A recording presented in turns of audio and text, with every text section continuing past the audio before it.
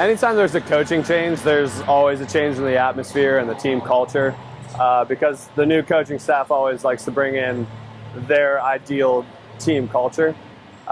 So Todd, our head coach, along with our associate head coach, Tyler, they're two of the most positive coaches that I've ever swam for, and they bring that attitude every single day to practice and to every single meet that we have.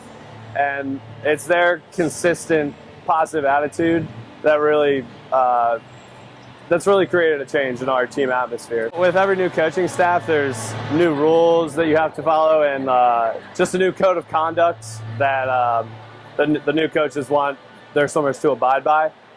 So this year we made a lot of different changes in our lifestyle to kind of meet Todd's expectations and to try to surpass them so we can be the best swimmers that we can be. So that involved a little bit of sacrifice, but all of it was worth it. All of it was worth it for our results at the end of the year. Well, Todd actually is very insistent on having like a healthy lifestyle outside of just swimming. So he thinks that sleep especially and like eating healthy in the morning before practice are two of the most important things that we can do. So this year we all actually got these like Fitbit type fitness trackers, and they like track our sleep and make sure that we're getting enough recovery. So that's been a change, and it's been something that we've had to get used to, but like, all the information that we've gotten has been incredibly useful to us. Yeah, Todd is definitely an unorthodox coach. He's a unique coach. He likes to do things different, but he likes to keep it exciting, which is a good thing. So over Christmas training, there was a day where he put on a song for us, and it was One More Time by Daft Punk, if you heard it. And every single time that they say the words one more time, which is a lot of times, we would have to push off the wall and like do a 25 underwater. And so he played that like twice through for us, and it's not a short song, so it wasn't the most enjoyable practice, but it was new and it was fun. So.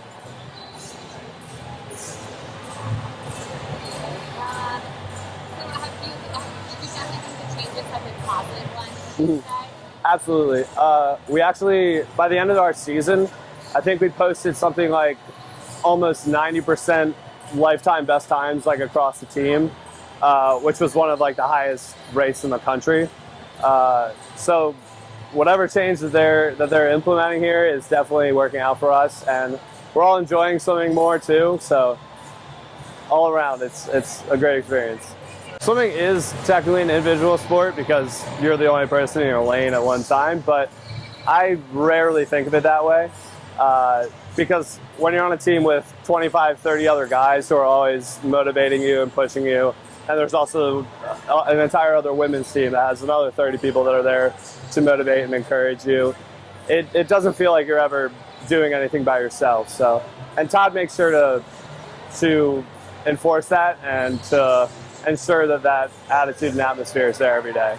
So the biggest thing that he's done this year is the energy on the pool deck is unreal compared to last year. Like, people are happy to be at practice. Like, there's not a frown on the person's face. Like, people don't dread coming to morning practice. Like, there's music blasting.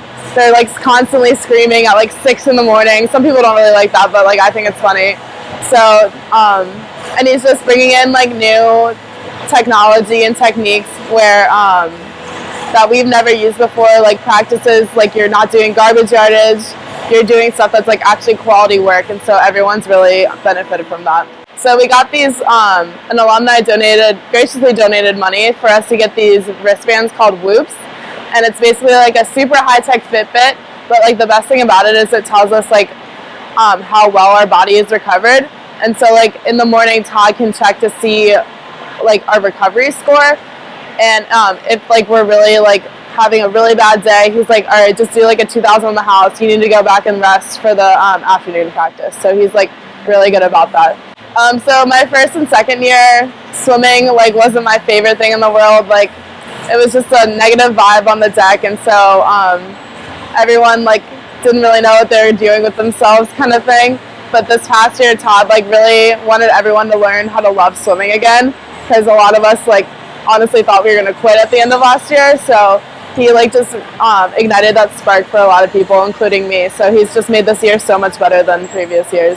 I think just that everyone's on the same page here, and everyone wants each other to do well. And if someone wins an NC2A championship or wins an ACC championship, like, it just takes the entire team is behind them, and we all know it's our victory just as much as their victory, and everyone just supports each other. And I think the craziest thing we did, he does this thing where he plays a song one more time, and we have to, every single time we hear the words one more time, we have to either go underwater for a 25 or race a 25, and it's so hard.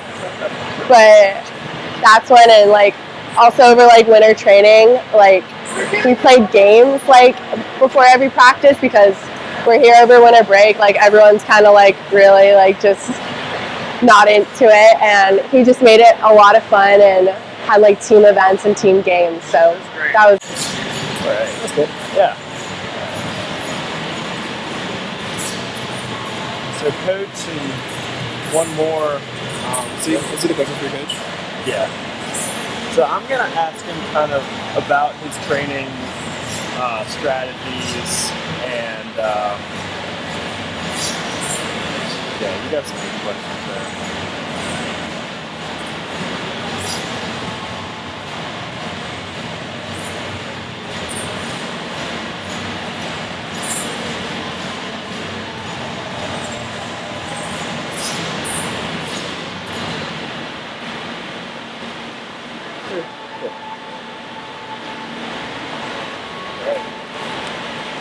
Very cool.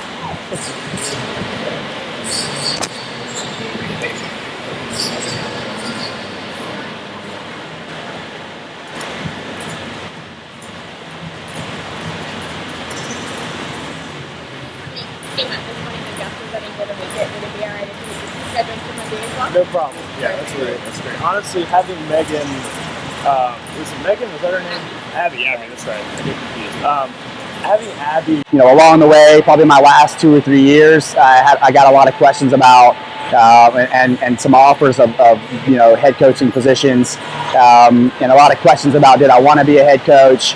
And my response is, and always has been, I do want to be a head coach, and I did back then, but not necessarily of any program. I didn't want to be a head coach bad enough just to go anywhere.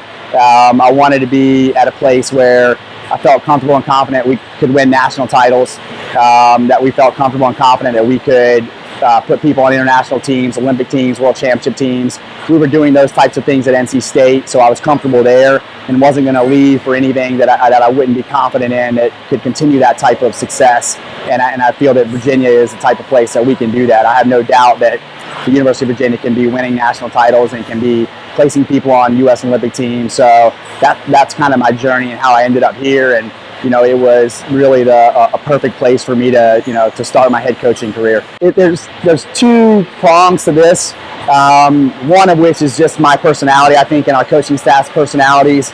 We're pretty low key and laid back. I mean, we're intense and we're perfectionists and we want to win, but we want to have fun. And to me, if I'm not having fun, the athletes aren't going to be having fun, and then everybody's miserable. I'm the type of person, I did a 180 in career. I got my master's in accounting, was a CPA, did tax consulting for 6 years, and then did a 180 and went into college coaching specifically because I wanted to, quality of life. I wanted to enjoy the work that I did on a daily basis. So I bring that type of attitude and my personality to the pool deck, and we just try to create a fun environment and an electric atmosphere. We always have music, pumping at workouts. I enjoy that too. Music gets me pumped up and makes me happy, and so that type of thing rolls into the to the athletes. The second side of that is my personal experience as an athlete. I swam at one institution for 3 years and then transferred for my senior season because I wasn't necessarily enjoying the sport at that initial place, and I knew I still loved the sport. I knew I wanted to continue to swim and compete, but I didn't want to be miserable. I didn't want to not enjoy going to practice on a daily basis. So I transferred, and for my senior year, had a great year, had a lot of fun, and so from that personal experience, I don't want ever any one of our athletes to have that type of situation arise where they're not enjoying the sport and not having fun with it and wanting to retire or quit or transfer somewhere else. So our goal is always to keep people happy, have fun. It's a hard sport. It's a tough sport. There's not a lot of glory.